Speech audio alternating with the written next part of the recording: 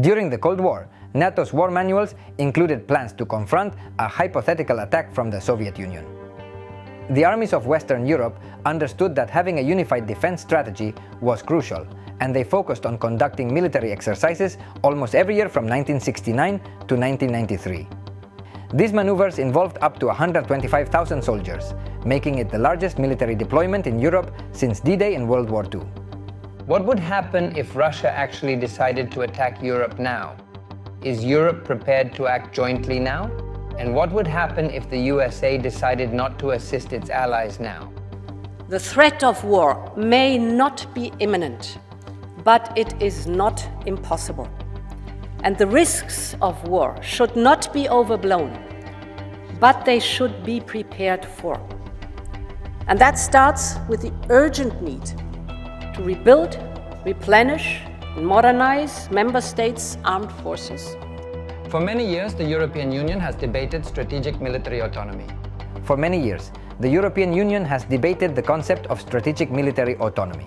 France has been the strongest advocate for creating a continental defense independent of the United States and NATO, a proposal that has never convinced Germany or the Eastern countries.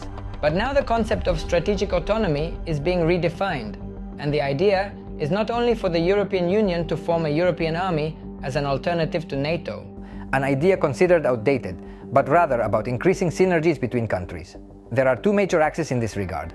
The first is weaponry. Each country uses different weapons with different supply lines. No less important is the issue of industry. Large European companies are more focused on securing their market niches than converging towards a unified goal. In the 30 years between the fall of the Berlin Wall and the war in Ukraine, European states have minimized defense spending. They invested less, and the money spent was on acquiring a few high-tech pieces, with the savings redirected to other areas.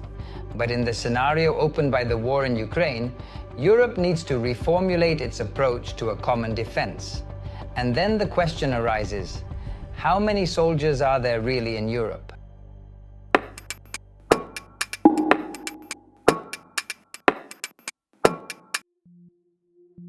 If we add up the units of all 27 EU countries, we have an army of 1,310,000 soldiers. The 5 largest countries in the European Union account for more than half of this joint military force, around 810,000 soldiers. The problem is, these are just numbers on paper. Practically across the continent, there is no longer mandatory military service for civilians. Armies are professional, and the higher quality standards for recruitment are limiting the ability to fill barracks. One option to potentially increase the number of troops could be the Nordic variant in countries such as Norway. All adults, men and women, undergo a physical selection and are recruited, but only a part is selected for active military service, which lasts between 12 and 19 months in some cases. Still, the rest can be called up at any time. This fact would be enough to grasp the difficulty of creating a European defense system. Wir, das stärkste Militärbündnis der Welt, sind in der Lage, jeden Quadratmeter unseres Bündnisgebiets zu verteidigen. Dafür ist es wichtig, dass wir den europäischen Pfeiler der NATO weiter stärken, auch im Bereich der Abschreckung. Nous avons en quelque sorte, nous Européens, décidé de renvoyer la défense, la sécurité à chaque pays et parfois de la déléguer à d'autres grandes puissances, nos alliés, et en particulier nos alliés américains. But the situation gets worse if we look at how the money is spent. For example, in the United States, there is only one type of combat tank, but in Europe, there are at least 5 different models, and if we look at the variants, the number rises to 17. Worst of all, only a couple of them have ever been used in actual conflict. The Leopard 2 made in Germany is considered the best tank for its performance, both in firepower and armor. It's an 80s tank that has had many updates over the years, but it's not cheap. Each unit costs 8.5 million euros.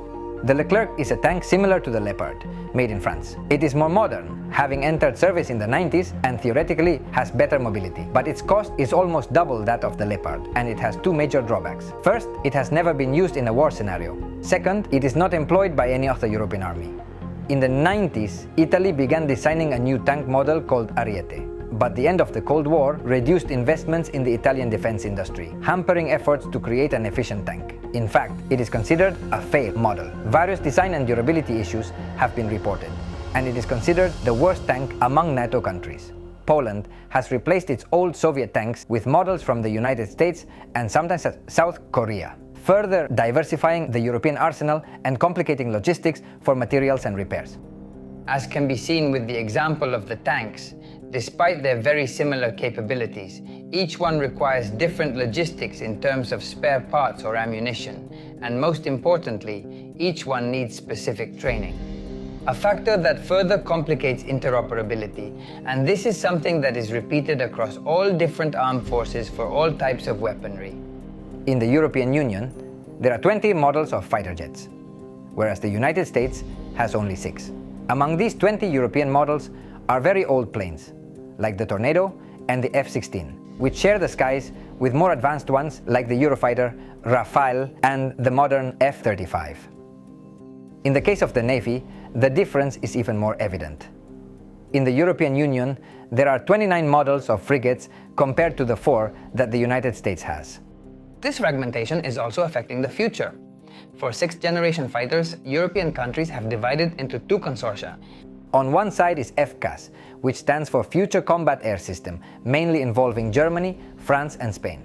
On the other side is Tempest, with the United Kingdom, Italy and Japan. This is without counting the F-35, which will likely be the standard aircraft in most European armies. We don't have a Pentagon in Europe. We don't have an institution that has a strong buying capacity, driving the market and driving the industry. Now we have to move from emergency mode, urgency, to a medium and long-term vision. To support this, the programme has an initial budget of 1.5 billion euros. This budget, used strategically, can serve to incentivise this type of actions that Member States deliver. A series of differences that are primarily political in nature and rather than military. For example, in the case of the construction of common missile defense, France and Germany have clashed again. Paris proposes a new design system. For example, in the case of building a common missile defense, France and Germany have clashed again. Paris proposes a new system of completely European design and production, while Germany leads a group of 21 countries proposing to use existing Israeli and American-made technology.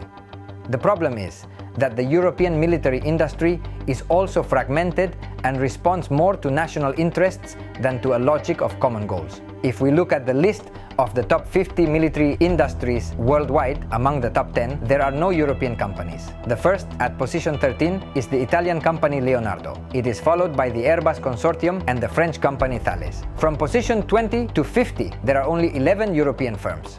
The result of this fragmentation is severely disastrous. It significantly prevents European industries from competing with leading American companies and thus significantly hinders investments in more advanced technology in the market.